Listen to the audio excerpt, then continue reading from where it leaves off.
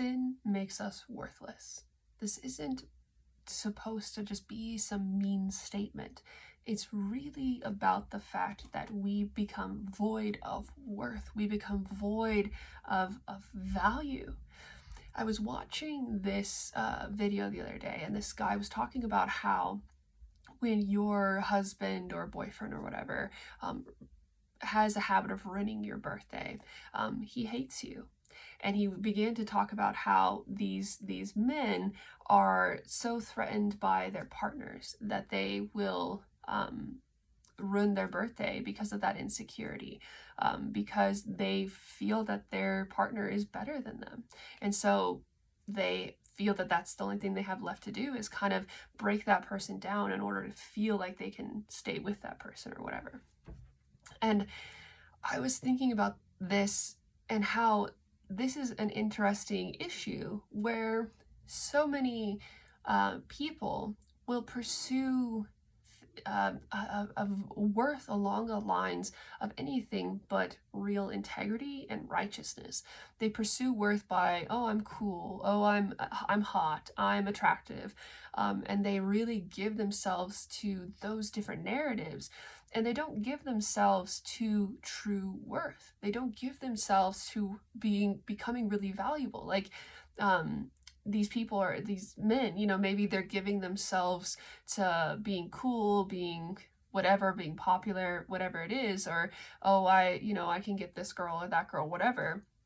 And they're not giving themselves to the work of what it means to be a really valuable husband, what it means to be a really valuable spouse. And so then they come into relationships where they're not worthy of that person, and not because of their inherent worth, but because of what they're choosing in life, because that's what happens. Sin makes us actually worthless.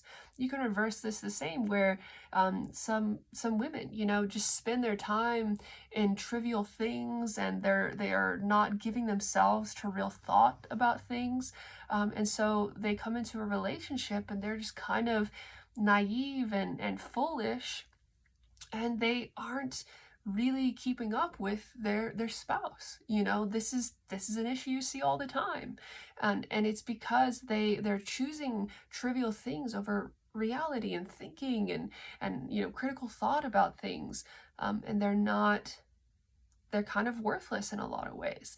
And again, this is an inherent worthlessness. This is what you are choosing and the fruit of what you choose. And so what happens in these things is, instead of having the chosen path of real worth, you begin to have these other methods of how to hold on to a relationship. Men might try and sabotage the relationship to make they abuse and make their spouse feel inferior to them. Or a wife might try and use being overly attractive or these types of things in order to hold on to this relationship. Now, I don't mean that everyone's going to treat you with respect and dignity when you are pursuing these things. It's generally the fact that, somebody, many people will disrespect people who have real integrity, who have real thought and righteousness. I mean, that's very real. But the pathway of choosing real value, of choosing real righteousness, it's trusting in that, and despite how people treat you, whether they value you or not, you have that worth, you have that integrity. Because in this life, when you really give up, and this is what the gospel is calling us to really give up the pathway of, I'm young and attractive, I'm really cool, I'm really whatever. It's giving up living by that worth. And when you give up that worth to live by true righteousness, there is many in the world who will despise you, because that's what the world values. The world values by that measurement. So you might end up not married to somebody. You might end up, not in a relationship with, the person of your dreams or whatever. But the point in that is that you're choosing real worth, and that God will reward you, that God will bless that worth, and he will repay you.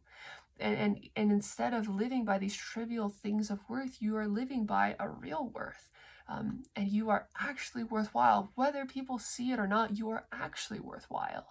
And that's what we want to be turning into. That's what we want to be living after, rather than these trivial things that fade. We live after being cool or being young and attractive or whatever, and you find that those things fade, and you find, when you are met with real worth, when you're met with real relationships, when you're met, with all these things, you find that you don't have it. You don't have, the integrity or the value, that you want to be having. And the sad thing is, a lot of people don't know how, to turn out of that into the real path, and they just spend their life there and make up new little narratives of how to be cool or interesting or whatever, instead of abandoning those for the true path, which is righteousness in God, righteousness with, your neighbor, righteousness, in the world around you, despite what people say of you, to live for the praises of God rather than the praises of man. The evils that come with this sin issue is that people will try and force others to be inferior. They'll try and force them into an inferior group in order to, sustain their sort of, sinful superiority. And they need that. They need others to be inferior to them because they don't have real worth. They haven't pursued real worth in God, and they haven't, given up sin and walked in righteousness. So they need to compromise others. And this is what abuse often is. This is the abuse that you see all the time, is that instead of really pursuing worth in God, they instead turn to abuse. They turn to trying to control others and make others less. This is kind of what you see with what happened with, white superiority. They needed, people of color, Black people, to be inferior. They needed that, so they did everything they could to keep people in that place. But no human being is inferior. No group of humanity is actually inferior, and this is what sinful, worth, sinful superiority is dependent upon.